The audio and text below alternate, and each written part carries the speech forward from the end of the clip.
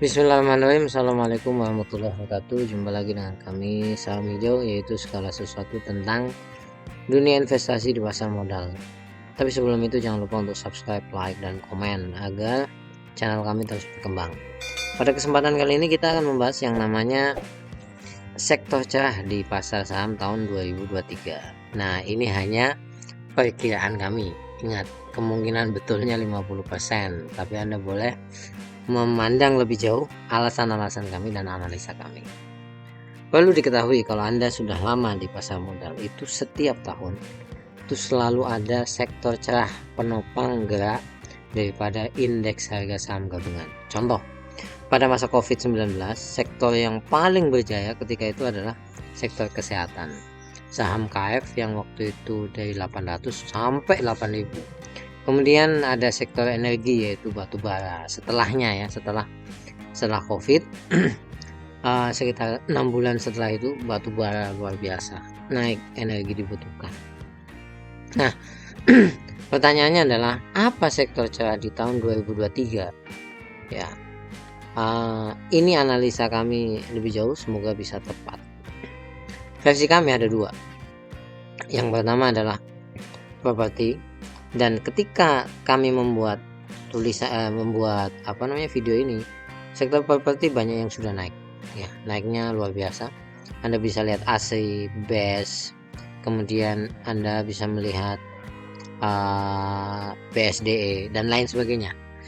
Nah, tapi yang kedua ini yang menurut kami menarik dan belum begitu banyak disentuh adalah hulu migas, ya, sektor hulu migas. Alasan kami seperti ini: setelah adanya perang Rusia Ukraina, itu memberi kesadaran kepada semua pemerintah di dunia ini bahwasanya migas itu fluktuasinya sangat mengerikan. Oleh sebab itu, ya kan naik sekali tuh harga bensin itu naik. Di Indonesia aja naik sampai 10.000 pertalite-nya. Oleh sebab itu, ini mengerikan. Kalau misalkan tidak diatasi, maka inflasi akan gila-gilaan. Nah, oleh sebab itu, disinilah kenapa semua negara itu mengkampanyekan energi baru dan terbarukan. Kenapa? Karena minyak ini sudah tidak bisa istilah katanya sudah tidak bisa distabilkan lah. Nah, kalau misalkan kampanye ini didengungkan, maka pada akhirnya kebutuhan ke minyak akan berkurang. Tapi masalahnya minyak itu kan energi yang paling mudah. Kenapa saya katakan paling mudah? Kan tinggal tuang air aja, kayak air gitu kan, minyak itu kan tinggal tuang air jalan, ya. Nah, tapi kemudian dikampanyekan yang namanya listrik, ya.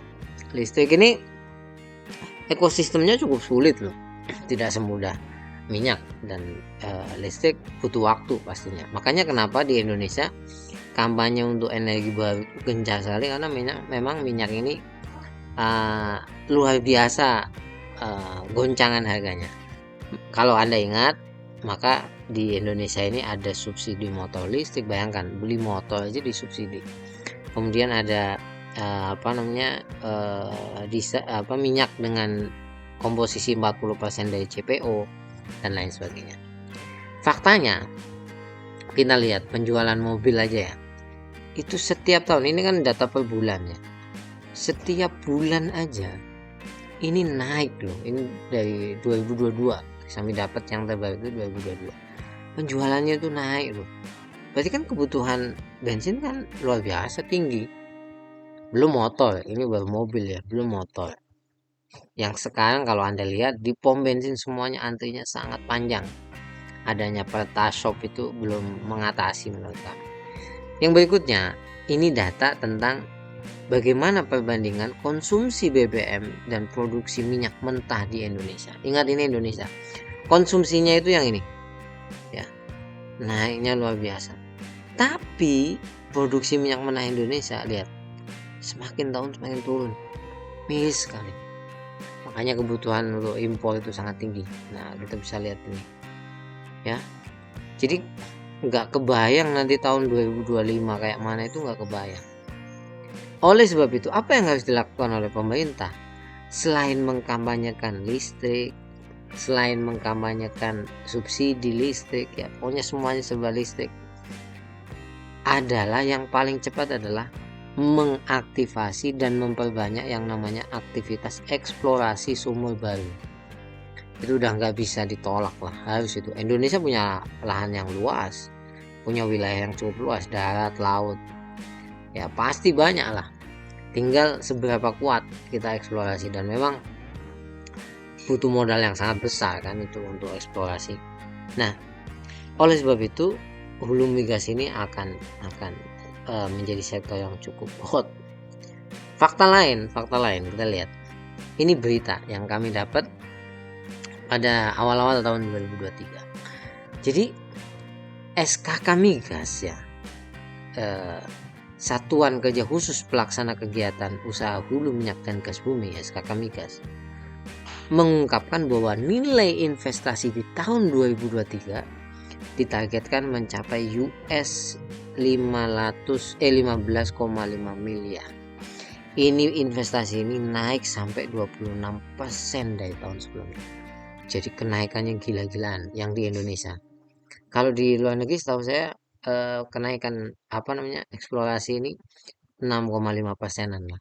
Tapi Indonesia mentargetkan sampai 26% pada tahun 2023. Ini apa enggak membuat emiten hulu migas akan terdampak ya? Kalau menurut kami seperti itu.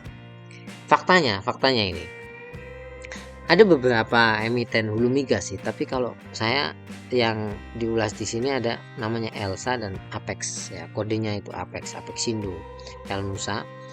Kalau Elnusa itu ada penyewaan rig, ada distribusi. Kalau Apex itu penyewaan rig aja, kayak penyewaan mobil lah, seperti itulah, tapi untuk pengeboran.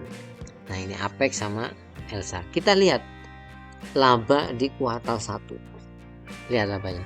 Elsa labanya itu naiknya luar biasa, dari 75 miliar ya naik ke 115 miliar. Ini kenaikannya sekitar berapa persen ini? Banyak lah intinya lah. Ini kan selisihnya sampai hampir 40-an mungkin, ini cukup besar kali. Apex pun sama, 11 miliar naik ke 15 miliar.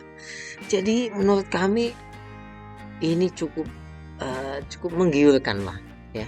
Kita memang belum tahu kuartal 2 seperti apa, tapi faktanya 75 naik ke 115 dan 11 naik ke 15 itu angka yang cukup besar. Dan perlu diingat ya, kalau ada sektor yang akan booming di tahun tersebut, biasanya harganya ditahan terlebih dahulu. Karena apa? Ada yang pengen mengakumulasi dalam jumlah yang banyak. Ingat itu.